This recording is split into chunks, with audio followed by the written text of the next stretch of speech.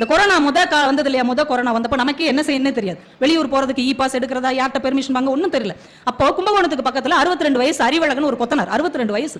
அவங்க மனைவிக்கு புற்றுநோய், 2-3 வருஷமா புற்றுநோய் இருக்கு. மாசம் மாசம் இவங்க என்ன பண்ணுவாங்க, புதுச்சேரியில இருக்கிற ஜிப்மர் ஆஸ்பத்திரிக்கு போய் மருந்து வாங்கிட்டு வந்து இவங்க சாப்பிடுவாங்க ஒவ்வொரு மாசமும்.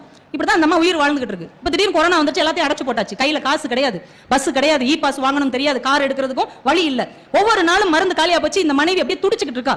புற்றுநோய் அவளை கொஞ்சம் கொஞ்சமாக தின்று கொண்டு இருக்கிறது. இவரால் சகிக்க முடியல, அவ துன்பத்தை இவரால் ஏத்துக்கவே முடியல, மனசு வலிக்குது. டக்குன்னு முடிவெடுத்தார். காலையில 4:30 மணிக்கு எந்திரிச்சார்.